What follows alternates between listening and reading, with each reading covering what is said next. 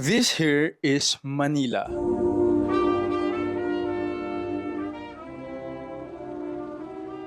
Around 42 square kilometers of area. To the Philippines, 300,000 square kilometers. It reflects our country's identity. It's a melting pot of Filipino culture. A lot of us go there to go to school, to find livelihood. I'm from Pampanga. I went there to study for around 8 years. And so, a part of me feels like a Manileño. But even before going to Mapua, I heard about the Burnham Plan. We've all heard about it. No? Pag Pinoy ka, I feel like you've heard about the Burnham Plan. As headquarters for American commercial interests in the Orient, Manila has been transformed from a sleepy Spanish town into a modern city. And in architecture school, I expected to learn more about the Burnham Plan. I've learned some aspects of it, but not really in a deep dive manner that I wanted to. It's very important to understand history, di ba? Because if you would think about the Burnham Plan, the first thing that would come to mind is, was it implemented? And for architecture students, we know that the early phases were implemented, right? It came by phases, as most urban projects do. I thought that the Burnham Plan wasn't implemented because of Filipino incompetence. Like, straight up. Akala ko yun. Akala ko dahil walang political will yung mga Pilipino. But when I read the history, my perspective really changed. No? And I kind of feel guilty that I thought the way I thought before. And at times, it's hard to read. No? Especially when you get to the point na Battle of Manila na.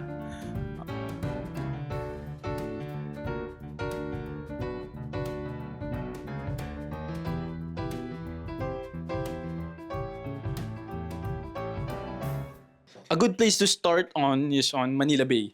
So May 1, 1898 was the Battle of Manila Bay between the Spaniards and the Americans. Eventually, the Spaniards lost. The Treaty of Paris was signed on December. The Spaniards handed over to the Americans a lot of their colonies, one of which is the Philippines. But of course, being handed over to another colonizer isn't such a great deal. Tensions between the Filipinos and Americans were kind of unavoidable. Eventually, that tension broke, and the Filipino-American War happened. 1902, the Philippine-American War just ended, according to the Americans.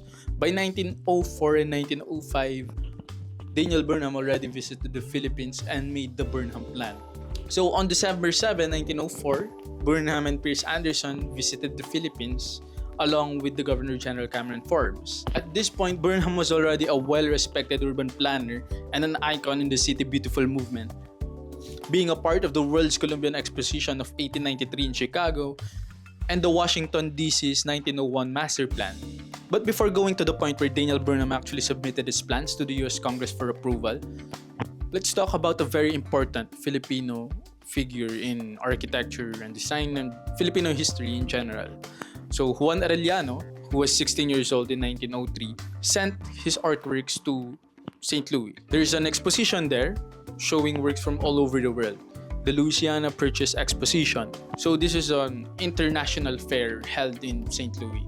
And Arellano's works were one of the works from the Philippines that was displayed. And by far, the Philippine exhibit was the most popular in this exposition. But it wasn't because of the Filipino artworks. It was because of the human zoo. 1,200 Filipinos from all over the Philippines were sent to St. Louis to live in their simulated natural habitats in what they call the Philippine Reservation. It was actually meant to show the difference between the civilized and uncivilized man. Fast forward 4 years later in 1907 in Jamestown, Juan Arellano himself participated in this exhibit as a civilized man. These types of exhibits were meant to show the American people their new prized American possession. And one of them was the Philippines. So this was actually the context of the Burnham Plan. It was meant to show the world that they can civilize the Filipinos. And to Juan Arellano, I can just imagine it was a big deal for him. He experienced it firsthand, being a part of the Louisiana Purchase Exposition and of course, Jamestown. But going back to Daniel Burnham, By June of 1905, Burnham and Anderson then finished the plans entitled The Report on Proposed Improvements at Manila and submitted them to the U.S. Secretary of War and former Governor General William H. Taft. So the design of the Burnham Plan itself took into consideration the artifact of the Spanish colonial period. So one of those urban design artifacts is the church. The Spaniards would always make sure that the church is the highest point of every town that they develop. And the Americans know this. So during that time, wala pang mga aeroplano, you would go to the Philippines by sea. And if you would dock on Manila Bay, the first thing you would see are the walls of Intramuros and the church. So the Burnham Plan took this into consideration. So what did they do? They designed the Rizal Park, they constructed a tall obelisk, and at the end of that was meant to be a capitol. And to add to that, they planted trees along Rojas Boulevard to further reduce the emphasis on Intramuros. Now, you would go to Manila through Manila Bay. It wasn't Intramuros that was the first thing that you would see. It was the development of the American. By that time, Manila already had a population of around 225,000 and people actually looked at it as a congested place already. Eventually, William Parsons, an apprentice to Burnham, was appointed consulting architect for the insular government of the Philippines and was then tasked to actually handle the Burnham project. Parsons' legacy is actually still very evident in the Philippines to date. He designed the Philippine General Hospital, the University Hall of UP Manila, and Philippine Normal School along Taft, the original Paco Market, the beautiful but dilapidated Paco Railway Station, the Manila Army and Navy Club, the Manila Hotel, and of course the Gabaldon School buildings.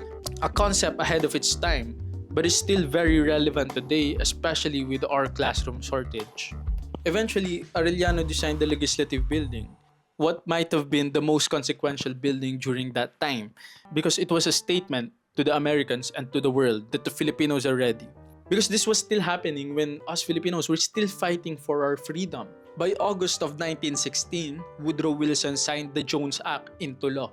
So this was a big deal for Filipino independence because up until that time, the Filipinos had a government, but the last say was from the Governor General. So the Jones Law is a step into the right direction for total Filipino independence. So there was kind of a rush for Filipinos to prove themselves that they can do things their own way.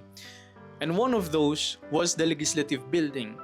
Eventually, the Legislative Building by Juan Arellano was completed and it was inaugurated on July 16, 1926. As Carmen Thompson observed on the day of the building's inauguration, indeed, the pro-independence lobby in Washington, D.C. would refer to the Legislative Building as having been designed by Filipino brains and built by Filipino hands. But there was a last-minute change on this building. An inscription carved into the panel above the portico was plastered over, meaning tinakpan, binura. It had read, erected by the Filipino people as monuments to rights won and dedicated by them to the cause of freedom. Instead, a blank panel served as a striking symbol of the indeterminate future of a not quite independent republic. That was the American experience. That was the American experiment in the Philippines. That was the actual Burnham Plan. It wasn't really for the Filipinos. It was for the Americans. And of course, the Filipinos of that time know this. And so what did they do? Manuel Quezon, who was the president of that time, addressed the National Assembly on September 18, 1939. Quezon articulated his dream of a capital city that politically shall be the seat of the national government, aesthetically the showplace of the nation, a place that thousands of people will come and visit as the epitome of culture and the spirit of the country. Socially, a dignified concentration of human life, aspirations, and endeavors and achievements, and economically, as a productive and self-contained community.